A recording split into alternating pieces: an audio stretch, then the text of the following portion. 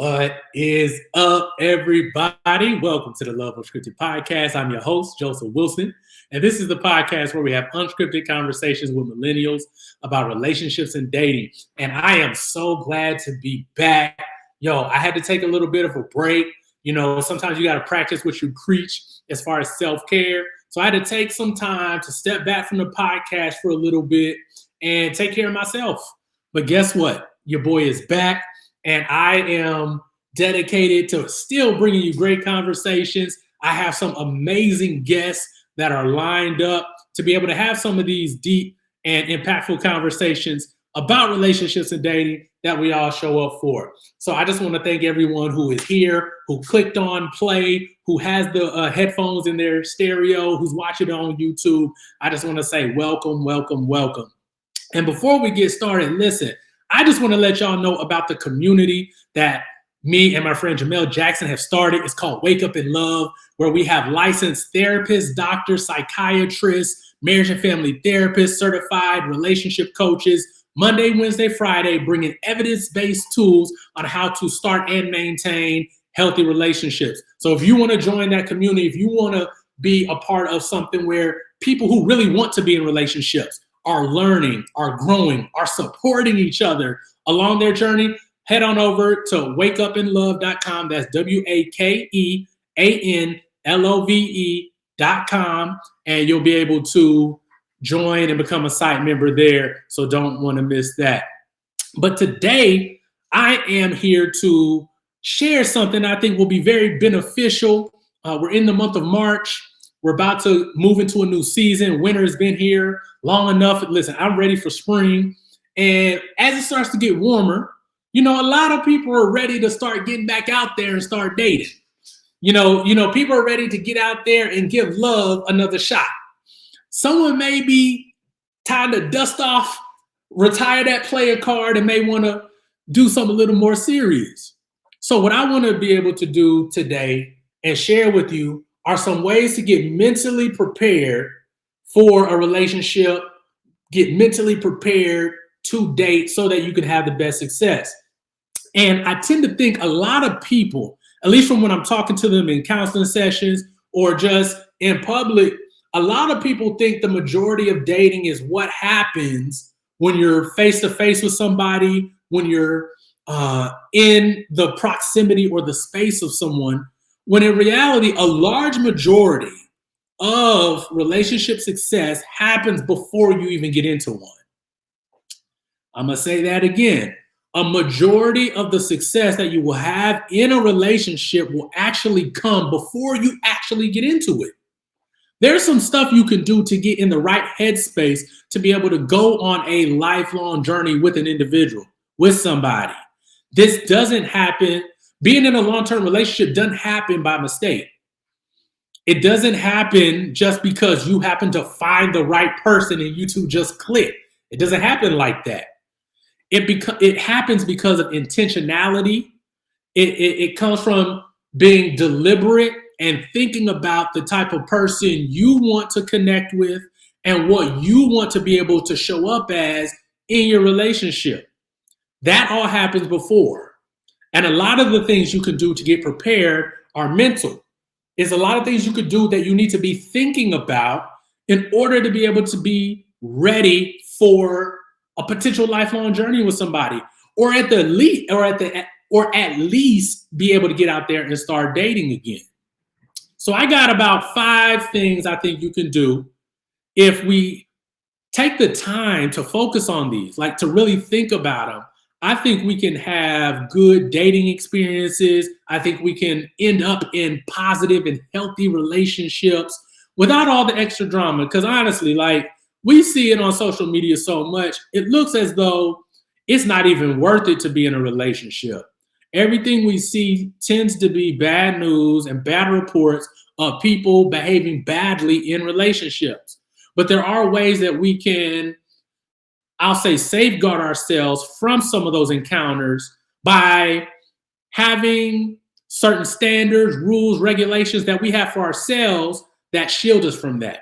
So we're going to go ahead and talk about that today. And so here are 5 mental ways to prepare for a relationship. So number one, you have to be able to identify whether or not you're even ready. Are you ready to be in a relationship? Are you ready to be in connection and communion with a person for an extended period of time? Most people tend to date and want to get in relationships for the purpose of marriage. Marriage, ideally, is supposed to be for a lifetime. Are you ready for that? Listen, many of us have had bad relationships. Some of us have gone through divorce, and we are in a new spot now. We are no longer partnered. We have to decide whether or not we're ready to get out there and start giving other people, new people, an opportunity to show us who they are. But we can't do that. We can't come to the table in good faith if we are not ready to even open up our heart to that. Are you ready? Are you ready to start getting on the dating carousel where you're ready to give people that may not look like what you thought? Are you ready to date people who are outside of your comfort zone? Are you ready to go on dates that are outside of the norm for you? Are you ready to put your heart back out there? Are you willing to trust again? These are all mental conversations that you need to have with yourself to let you know whether or not you're ready. Because guess what? Sometimes we're not ready. Sometimes we are not ready to get out there and give it another try. And that is okay. You actually do yourself a disservice getting back out there before you're ready. You hurt yourself and you could potentially hurt somebody else. So don't feel any type of shame or guilt about not getting out there and dating before you're ready. It is courageous to say, you know what? Mentally, I still have some things I need to work out. Emotionally, there's still some wounds that need to heal. I still need to continue talking to my therapist because of my past experiences. I got to find some things that are going on with me first before I'm willing to put myself out there again. That is a courageous and a commendable thing that you do by prioritizing and identifying whether or not you're ready.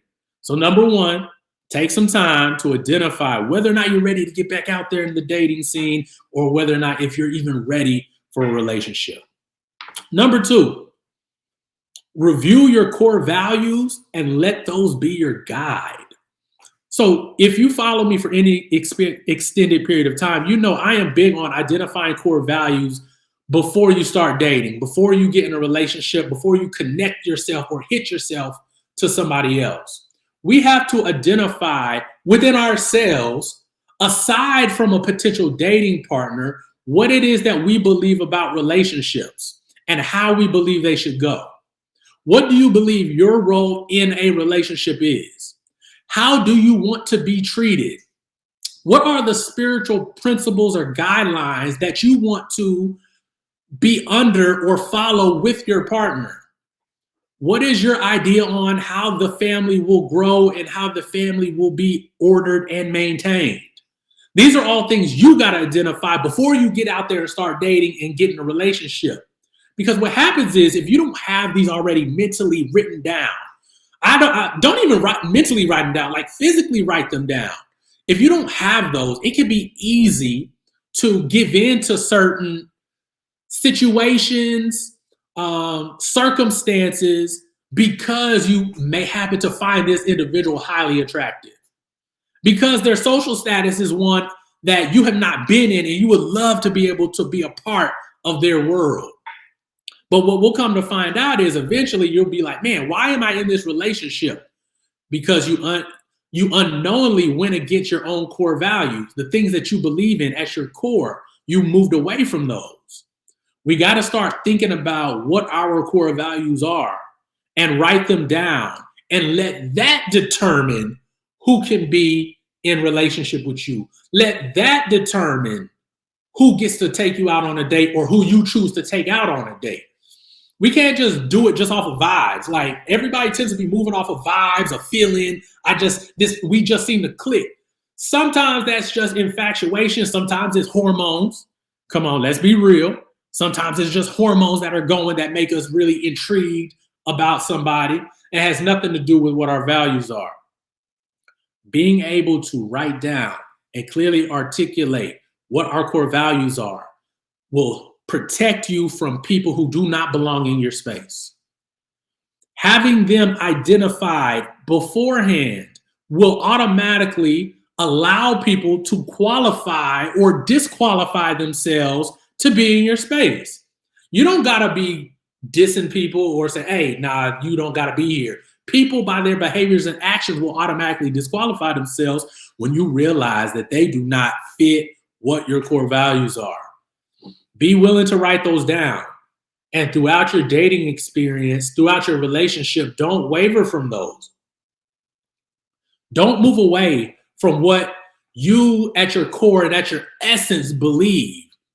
Because when we work against what we know to be true or what we truly desire, we start having internal conflict. And that internal conflict doesn't feel good, especially as you're trying to mitigate and try to decipher through who is going to be a good partner. You can't be trying to figure out all these options that you have or trying to maneuver through different dating phases with people if you're always in conflict with yourself. That's not going to work. So number 2, go ahead, make sure you're able to review, to clearly articulate, be able to say what your core values are and let those be your guide. Number 3, you have to be able to identify your non-negotiables and stick with it.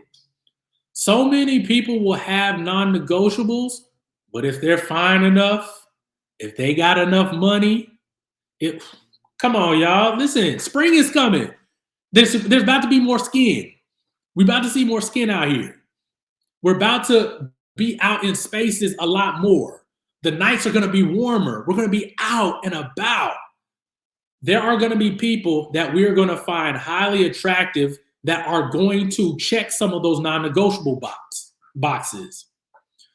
How are you going to be able to stick to those? How are you not going to waver from things that are deal breakers? How are you going to do that? If you don't have them written down, it'll be extremely difficult when you're by yourself to reflect back on everything that this person has said on the date, whether it's date 1, date 2, date 3, over the phone. It's going to be hard to recall and recount. Are they checking any of these boxes if you don't have them written down? Because let me tell you, them rose-colored glasses, people don't realize it may be rose-colored glasses, but it also can cover your ears. Your ears may not always be hearing things because your eyes are so like, man, ooh, the attraction level is there, or man, they got a certain amount of money, or man, their social status and position is so attractive. It don't even matter if they, no, take time. What are those things that if they show up in a person or if they happen in a relationship, it's done. It's a no-go. Write those things down. If you want children at some point, it makes no sense to date someone who does not want children. It's not going to work. You're forever going to be at odds. So why would you go against something that you truly want? Just because they may be attractive, just because they may have money, just because they may have status, may even just because you enjoy them, maybe they just get you. That's not enough to flex on a non-negotiable. You may want your parents and your extended family to be an integral part of your child rearing and child raising process. If the other person doesn't want family involved in that, that's a no-go for you. That's a no-go. They disqualified themselves. Don't make this, relationships are hard enough as it is.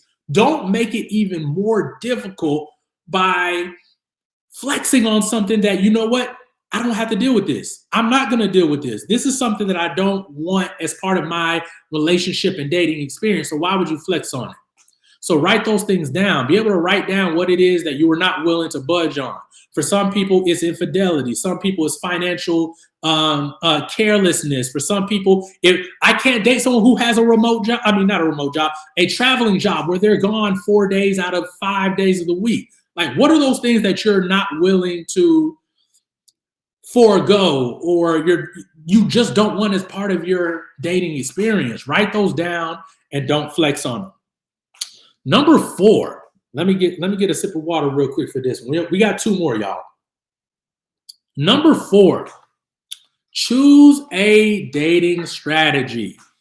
How are you going to go about finding potential partners? A lot of people don't think about this. A lot of people will go through a lot of these steps, 1 through 3, and they'll get to this point and they're like, all right, well, I'm ready to date. I'll just get out here and just see what happens.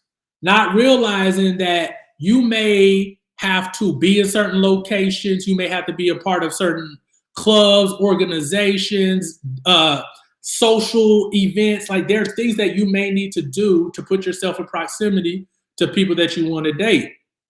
How are you going to go about doing this? You may be an extreme introvert and don't want to go out in public. Excuse me. So therefore, you may need to do the dating app thing. You may need to download some apps that make it easier to connect with people without having to go out of your house, having to be in proximity to people. But regardless of what you do, have a strategy. You got to have a strategy for how you're going to date, because you got to have a rule book. You got to have some type of method for going about selecting, getting out there, connecting with people. You got to have a plan for that. It's kind of like going to the gym and not having any kind of rhyme or reason for why you're going in there. Are you working on cardio? Are you working on abs, legs? Are you doing calisthenics? What is your method? Like, what are you going in there to do? What are you going in there to accomplish? Your dating strategy will help with those kind of things. If you are unsure, do your research. There are plenty of methods and plenty of strategies for getting out there. There are plenty of speed dating events that you can go to. That's one, getting out there, putting yourself out there. You may go the strategy of, I'm only going to date someone that I intimately know. So now you got to start looking at your friend group. Who do your friends know that can potentially hook you up or get you in contact with someone that you may want to be in a relationship with? What is your strategy? I don't really care what it is. And you could be successful with many of them. Just know which one you're going to try.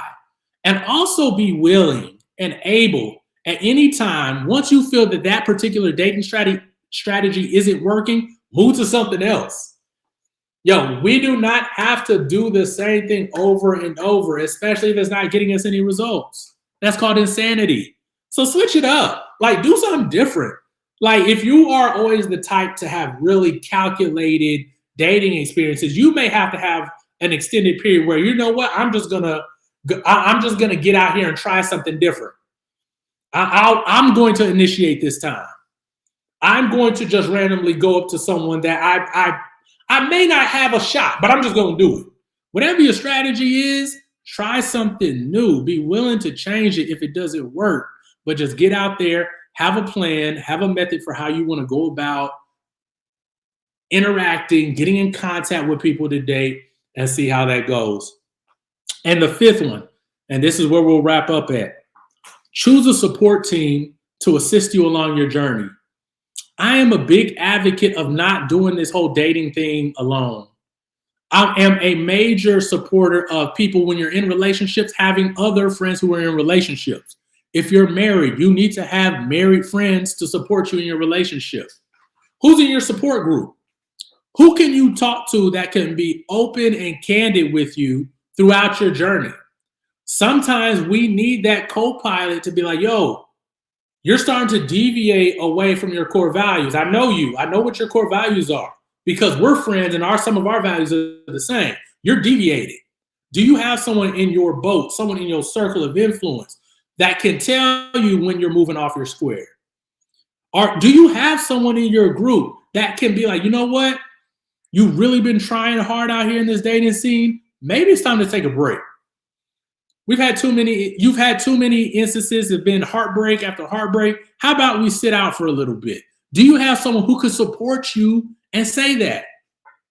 Do you have people that, once you have found someone, that you could bring around the fellas, that you could bring around the ladies, that can get eyes on? That's what my auntie, let me lay some eyes on. Do you have people that can lay eyes on potential partners and let them know what they think? Let you know what they think. You don't have to do it in private. I know some people value their privacy. That's cool.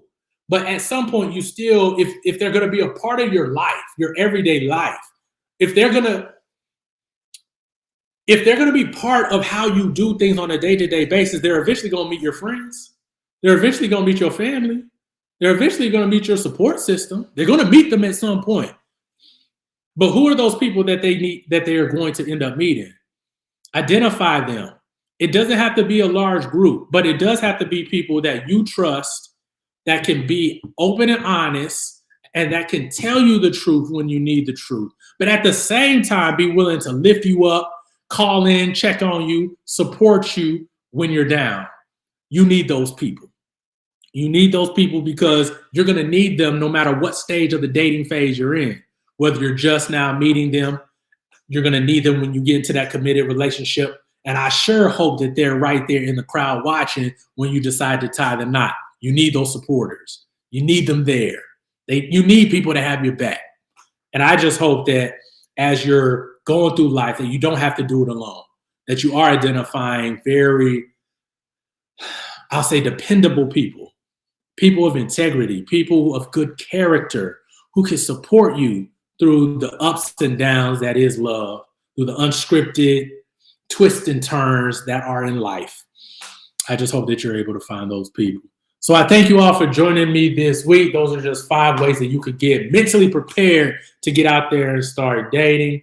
Please head on over to iTunes, Google Play, Spotify, Stitcher Podcast, comment, rate, subscribe. If you're in podcast land, you better go on over to Love Unscripted HD over on YouTube and hit the subscribe button there. Also, if you want to be able to ask me questions, if you want to ask some of the top specialists in relationships questions, if you want support from a community where you can hear other people's situations and know that you're not the only one that's facing those, join Wake Up in Love, WakeUpAnLove.com, and go ahead and become a site member, Wake Up in Love, and that's where you'll find me at on Monday, Wednesday, and Friday. I just thank you all so much for joining me this week. Listen, we may not have all the answers, but we will have the conversation. I'll see y'all next time.